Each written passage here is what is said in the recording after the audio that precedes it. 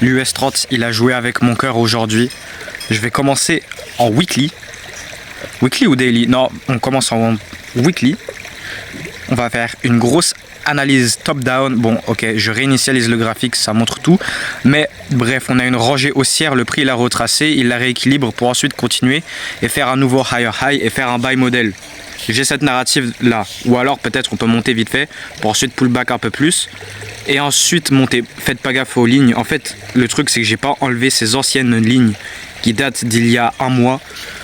Mais ouais, faites que gaffe à ce qui est dans cette zone-là. Et ça, forcément, c'est toutes mes lignes en intraday. Et bref, daily, c'est pareil sur le S&P 500. On a, regardez ça. Regardez bien, tenez le coup avec moi, ne vous faites pas chier, je vais bien expliquer au mieux possible. Donc on a monté, on a retracé, là pour moi c'est le higher low, pour ensuite faire un nouveau higher high, IRL vers ERL, un buy model sur le daily. Et pareil sur l'US 30. Et là c'est vraiment un gros billet. Mais là pour l'instant on est concentré que à l'intérieur de ça. Donc on a pullback. Sur cette journée on a englobé CSD. Petite journée de pause hier. Et sur cette journée d'aujourd'hui j'avais l'anticipation à ce que cette daily range, la bougie daily d'aujourd'hui, elle soit bullish. C'est ce qu'elle est actuellement. Et on est 14h47, donc dans 1h10. C'est la fin du cycle du IPDA. Donc enfin c'est la fin du market quoi. Ou alors à 17h EST. C'est le close avec le rollover, donc c'est dans pas longtemps quoi. Et c'est une dinguerie, je raconte des choses. Vous avez compris, à 17h, je pense, on va clôturer bullish, surtout avec ce qui se passe à l'intérieur. Et je vais maintenant vous expliquer. Là maintenant, en 4 heures, on a donc fait cette montée et on pull back. Et là, on a cette fair value gap haussière en 4 heures. Je la raffine ici, on est revenu sur cette ligne qui est la fair value gap en 1 heure. Donc là, je raffine un peu. On est revenu pullback dans cette IRL étant la fair value gap sur le 1 heure. Et hier, on a fait ce buy model là, côté de gauche, IRL, ERL. On prend le côté de gauche, là, côté de droit. Et on vient faire un nouveau plus haut par rapport au précédent. Et ça, c'est le higher low. Voilà. Et là, on retrace. Et là, j'ai le billet à ce que ça soit un pullback pour ensuite aller refaire un haut plus haut que le haut d'avant. Et là, venir prendre cette nouvelle ERL qui est ici, liquidité de rangée externe. Et on est revenu dans cette liquidité de rangée interne qui est tout ce que c'est que je vais vous expliquer. Le truc d'hier, c'est que donc on a descendu et en fait on s'est mis à monter pour faire la fin du buy model en session asiatique, début de session de Londres. Donc ça s'est pas vraiment fait en intraday, mais voilà, hier on a eu ce buy model et là on refait ce buy model. Je vous explique toute la belle narrative. Et là ce qui se passe, c'est qu'on a donc eu ce pullback agressif sur la bougie horaire de 9h qui est venu sweep le bas asiatique et former une SMT divergence avec le S&P 500 qui lui fait un haut qui est par-dessus le haut qui est là, alors que l'US 30 il vient et il prend le bas asiatique plus sweep de liquidité et on est dans une order block et on est dans cette fair value gap. Mais après ça c'est pas très important, on est principalement dans cette fair value gap en 4 heures. Sauf qu'au moment de cette bougie de 4 heures, vous voyez très bien qu'au moment où on est en bas de cette mèche, c'est une bougie de 4 heures qui est bien baissière agressive. Et moi j'avais le biais que en fait il faut tenir cette fair value gap haussière, il faut la tenir et c'est donc ce qu'on a fait. Ok cool, mais sur le moment c'était mon biais, donc on doit la tenir. On est aussi dans une order block, donc on a order block, fair value gap. On est aussi revenu dans le gap qui est ici, qu'on a respecté sur la journée précédente. Donc cette fair value gap qui est là, qu'on a respecté la journée précédente. On revient dedans là. Donc moi j'ai mes yeux sur cette fair value gap en 4 heures qu'on doit respecter. Mais sur le moment on était tout en bas là. Donc voilà, j'ai cette idée là.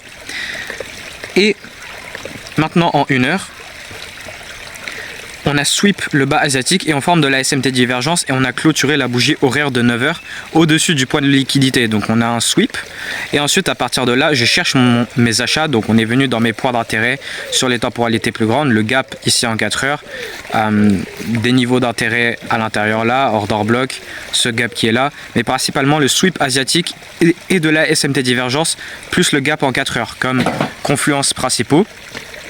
Et on est à l'intérieur de la fair value gap en 4 heures. Mais là forcément on clôture en dessous de tous les gaps ici sur la rangée haussière. Après le prix il est un peu lent maintenant, il ne va pas compléter le niveau la URL qu'il doit venir compléter, il va pas forcément la faire aujourd'hui. Mais ensuite en 15 minutes, et là regardez ce qui s'est passé. Donc on est venu sweep la liquidité, on a eu la SMT divergence et j'ai trouvé ma confirmation, l'inversement du mouvement baissier ici, pour prendre la hausse et suivre la montée qui est en train de se faire. Sauf que j'ai acheté au mauvais moment, le prix il est venu plus bas pour prendre mon stop loss, aller faire une chose que je vais vous expliquer juste après, et voilà pourquoi est-ce que l'US30 il m'a trompé aujourd'hui, il m'a un petit peu piégé, et je le savais, pendant que j'étais dans le trade, je le savais qu'il va potentiellement faire ce que c'est qu'il a fait. Je le savais, je vais vous expliquer. Et là en 15 minutes, donc j'ai acheté sur la bougie de 15 minutes de 10h, dans la macro de 9h45 à 10h15. Et ce que j'ai pas aimé, c'est que cette clôture de la bougie de M15 de 10h, elle a clôturé en dessous du haut de la bougie, du haut de l'accord précédente. Donc on n'a pas englobé ça, on n'a pas CSD ça. Mais à l'intérieur de ça, j'ai trouvé ma confirmation.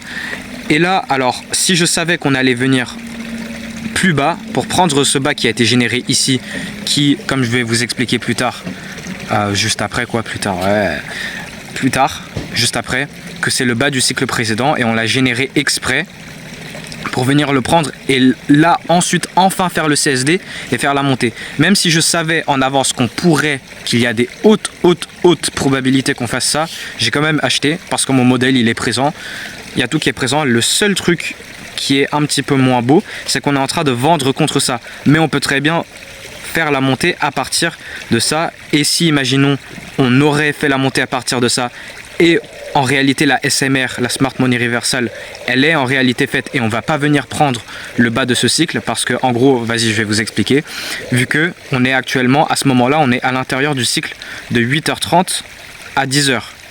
Et là, une fois qu'il est 10h, on entre dans le cycle de 90 minutes de 10h à 11h30. Et ce qui est bien connu, c'est que on va former un bas ou un haut. Si imaginons on va faire un retournement genre vers 10h, c'est qu'on va former le haut ou le bas, selon si c'est un sens haussier ou baissier. On va former le haut ou le bas avant 10h. Et ensuite on va venir le prendre après 10h pour prendre le haut ou le bas du cycle précédent et ensuite inverser la bougie qui a créé le bas du cycle précédent. Donc là imaginons on va en 1 minute. Ça c'est la confirmation, ça c'est la bougie qui a créé le bas du cycle précédent. Là quand on prend le bas du cycle précédent, on remarque que le prix il fait une petite pause à l'intérieur de la bougie qui crée le bas du cycle précédent. Il fait une petite pause et ensuite une fois qu'on ferme au dessus, ça c'est notre confirmation plus la fair value gap inversée qui est là. Donc là je suis en train de vous expliquer ce qui s'est passé après et que je savais qu'il pourrait se faire avant même d'expliquer en fait ce que j'ai fait, avant le trade que j'ai fait. Donc là je suis en train d'expliquer ce que je suis censé expliquer après, mais voilà je suis en train de vous dire. Et là je vais enlever ça en fait. Et donc là, une fois qu'on est venu dans mon point d'intérêt sur les temporalités plus grandes, on a pris la liquidité et on a la SMT divergence. On est en train de faire une petite SMT divergence avec le S&P 500 entre les petits bas qui est là. Et là, on a fait le market structure shift par ici. On a eu ce retracement et j'ai acheté après le re-CSD, le nouveau haut, après le retour là, qui est aussi, en fait, ce que j'attendais. Généralement c'était le CSD en 5 minutes. Donc là on a cette petite montée dans la fair value gap baissière en 5 minutes. Puis ensuite on redescend et moi en fait ce que je voulais c'était donc ce CSD ici. Sauf qu'on avait j'ai acheté juste avant ça parce qu'on avait les confirmations qu'on allait avoir ça sur les temporalités plus petites sur le 1 minute. Et là comme vous voyez sur le 1 minute on l'a CSD. Donc avant la clôture M5 j'ai acheté sur la bougie de juste après qui a fait le CSD sur le 1 minute. Ok on a le CSD par cette bougie avec cette bougie qui crée aussi un gap. Mais voilà je compte un petit peu plus même si en réalité c'est avec ça la confirmation. Vu que là voilà la confirmation elle est déjà faite ici sur le 1 minute. Si on considère le 1 minute pas le 5 minutes, ça c'est la confirmation numéro 1. Ensuite il y a la confirmation numéro 2 qui est le CSD en 5 minutes, sauf qu'il n'y a pas eu la confirmation numéro 3 qui est le 15 minutes, comme je vous ai montré juste avant, que le 15 minutes il n'a pas clôture CSD. Là voilà cette bougie, la bougie de 15 minutes de 10 heures, elle a pas CSD minimum par corps la bougie de 15 minutes précédente. Et ça aurait été la confirmation numéro 3. Donc confirmation numéro 2, CSD 5 minutes. En gros c'était ça là où je voulais entrer, je voulais pas entrer sur la confirmation 1 minute qui était le market structure shift sur le 1 minute. Mais on avait les signes de ça juste avant la clôture quoi. Donc voilà je suis entré sur ça, une fois qu'on a atteint mes points d'intérêt, on a le shift de structure. Là c'est confirmé, on a le retracement. Après le retracement dans la fair value gap, on a une petite pause et c'est cette bougie qui confirme ce qui serait l'entrée. Après, moi qui attends la clôture M5, il y a ça quoi. Mais j'ai acheté juste avant le truc M5. Voilà, bon, c'est pas très important. Et là, le prix commençait à partir. Mais en fait, ce genre de scénario, je le vois souvent. Surtout, là, c'est vraiment un point de sauce que je vais vous dire.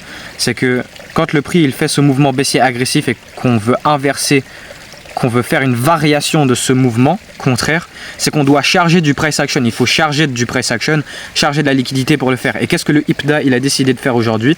J'ai quand même pris le trade, même si avant même de prendre le trade, je voyais qu'on avait formé un bas juste avant 10h, juste avant la clôture de la bougie horaire de 9h, et que potentiellement tout ça c'est fait exprès pour ensuite venir le prendre et ensuite inverser. Je le savais en avance. Ça c'est vraiment le point le plus important de la vidéo, en mode le sujet de la vidéo elle-même, c'est la génération. C'est la cartographication, genre le IPDA il a cartographié ce bas à 9h50 juste avant 10h, faire un peu de price action où il nous montre un peu qu'il fait un retournement et voilà, les gens ils se font induire en achat, dont moi, et forcément les stop loss ils sont où? En dessous. Donc on vient prendre le bas du cycle précédent et ensuite on inverse le bas du cycle précédent, mais même sans compter le délire de liquidité où il y a de la liquidité en dessous là, le IPDA il est programmé pour voilà, bouger par rapport aux hauts et les bas des cycles, et c'est ce que j'apprends, c'est ce que je vous montre encore et encore.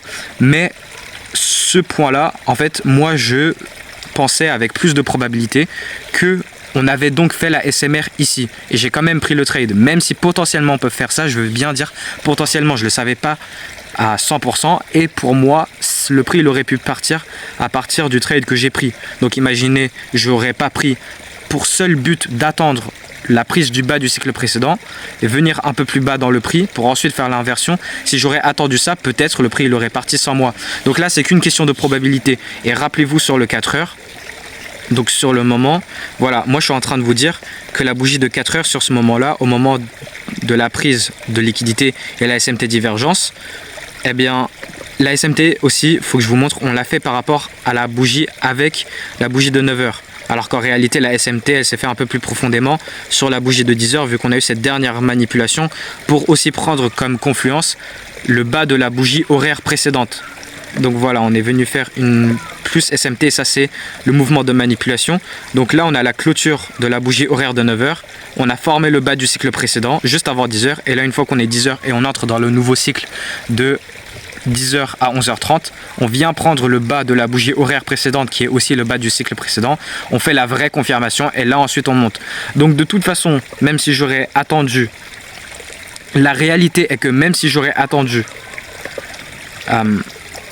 genre que j'aurais pas pris ce trade pour seule et unique raison d'espérer un peu, parce qu'en vrai c'est réel, parce que justement c'est la raison pourquoi j'ai pris le trade, parce que peut-être on va pas venir prendre le bas du cycle précédent, c'est toujours possible, c'est de la probabilité. Donc si imaginons j'aurais espéré qu'on vienne prendre le bas du cycle précédent pour ensuite prendre mon trade, parce que là voilà il est enfin confirmé, on fait la IFVG en 5 minutes et il y a forcément les confirmations sur les temporalités plus petites, mais vu que c'est un trade à grosse rangée avec beaucoup de temps, eh bien moi je vais attendre une confirmation sur le 5 minutes et pas sur le 1 minute comme j'ai fait sur le trade que j'ai en fait pris.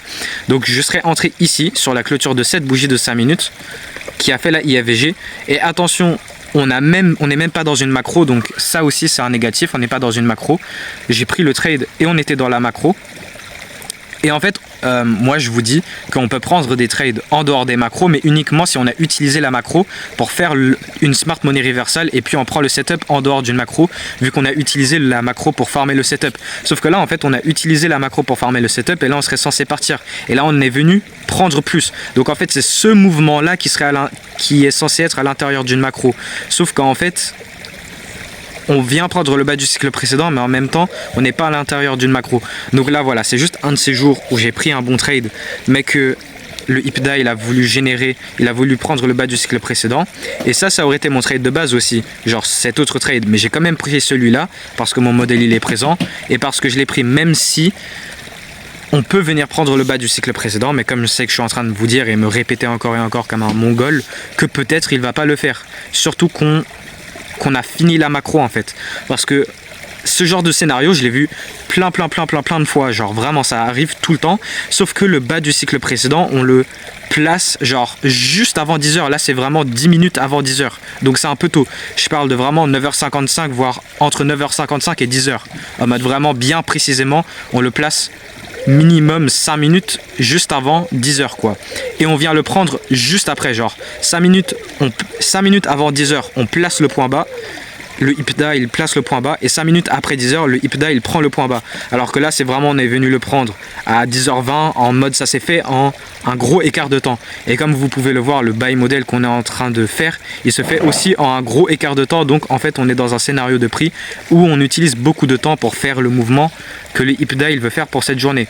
Et donc ce que j'étais en train de vous dire avant, c'est que même si, imaginons, j'aurais pas pris ce trade en attendant qu'on vienne prendre le bas du cycle précédent, et là comme je vous dis que moi je ne serais pas entré sur la confirmation une minute, mais par ce CSD 5 minutes plus IFVG, je serais donc entré sur la clôture de cette bougie, stop loss en dessous de la bougie, voire la bougie d'avant, le corps de la bougie d'avant, voilà, je l'aurais placé là, et là j'ai même pas mon 2 RR.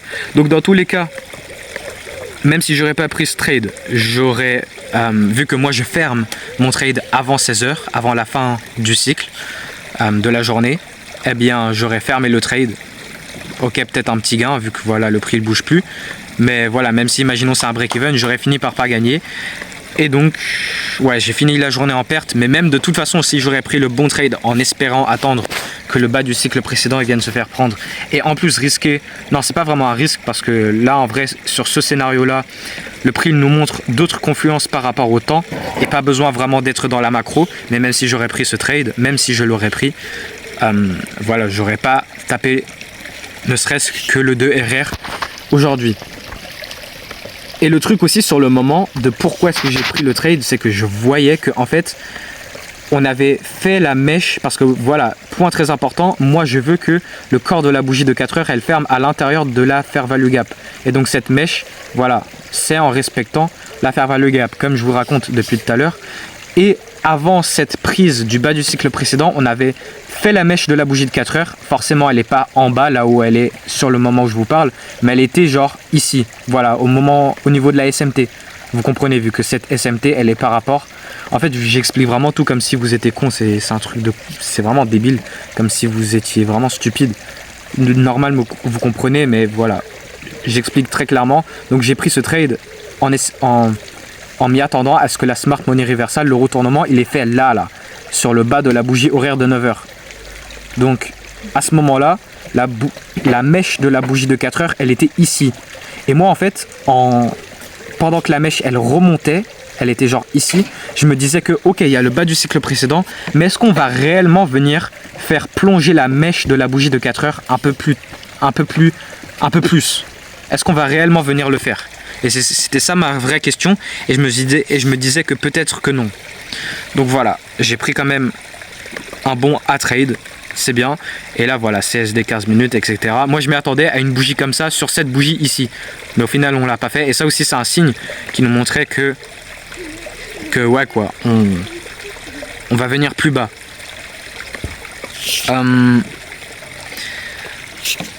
Ah ouais, j'ai aussi pris un trade sur le Nasdaq, sauf que je l'ai fermé au break-even juste après l'avoir pris. Alors qu'en réalité c'était quand même un bon trade, mais au final je suis allé prendre un trade sur l'US 30, donc c'est pas très grave, je vais vous expliquer le trade. Sur le Nasdaq c'est la même exacte narrative, ou sur le weekly on est bullish. La vidéo elle est vraiment longue, mais en vrai j'explique beaucoup de bonnes choses. On retrace pour faire un higher low, pour ensuite aller faire un higher high, ça c'est mon biais. Et voilà, faire un buy model à l'intérieur de ça. Daily, retracement, higher low pour faire un buy model. Bougie englobante sur cette journée. Journée de pause ici pour retracer à l'intérieur de l'order block.